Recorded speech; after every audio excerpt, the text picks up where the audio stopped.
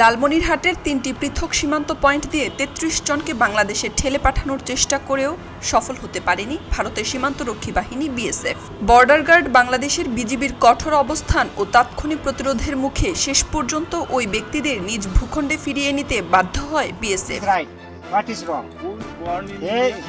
BGB সূত্র জানায়, শুক্রবার ভোরে জেলার বড়খাতা, ৬৫ বাড়ি এবং দীঘলটারি দুর্গাপুর সীমান্ত এলাকায় মোট ৩৩ জন সন্দেহভাজন ব্যক্তির অবস্থান শনাক্ত করা হয়। এর মধ্যে বড়খাতা সীমান্তে ১১ জন, পাটগ্রামের ৬৫ বাড়ি সীমান্তে ১০ জন এবং আদিতমারির দীঘলটারি দুর্গাপুর সীমান্তে ১২ জন অবস্থান করছিলেন। তথ্য পাওয়ার পরপরই সীমান্ত এলাকায় অতিরিক্ত সদস্য মোতায়েন করে বিজিবি। কৌশলগত অবস্থানের পাশাপাশি যে কোনো ধরনের অনুপ্রবেশ ঠেকাতে প্রস্তুত থাকে সীমান্তরক্ষী বাহিনী। ফলে দিনভর শূন্যরেখা ও ভারতীয় ভূখণ্ডের ভেতরে অবস্থান করলেও বাংলাদেশে প্রবেশ করতে পারেননি তারা।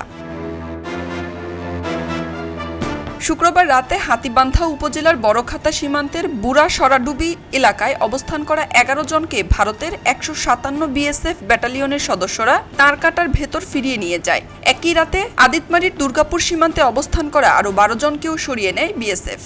অন্যদিকে শনিবার ভোর ৬:৩০টার দিকে পাটগ্রামের ৬৫ বাড়ি সীমান্তে অবস্থান করা বাকি ১০ জনকেও নিজেদের ভূখণ্ডে ফিরিয়ে নেয় ভারতীয় সীমান্তরক্ষী বাহিনী। বিজিবি জানায়, ভারতের ৯৮ বিএসএফ ব্যাটালিয়নের মহানদী ক্যাম্পের সদস্যরা সীমান্ত গেট খুলে একটি পিকআপ ভ্যানে করে তাদের নিয়ে যায়।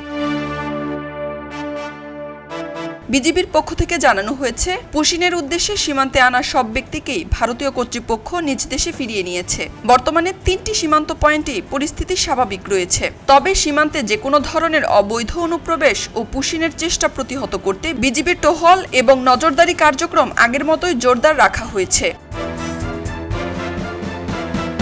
সীমান্তে সতর্ক অবস্থান, দ্রুত প্রতিক্রিয়া আর কঠোর নজরদারির ফলে আবারও ব্যর্থ হলো বিএসএফ কর্তৃক পুশিনের চেষ্টা। আর পুশিন ঠেকাতে সীমান্তে বিজিবির কঠোর ও দৃঢ় অবস্থান যেন স্পষ্ট করে দিল, দেশের সার্বভৌমত্ব ও সীমান্ত রক্ষায় কোনো আপোষ নয়, এ ব্যাপারে সদা প্রস্তুত তারা।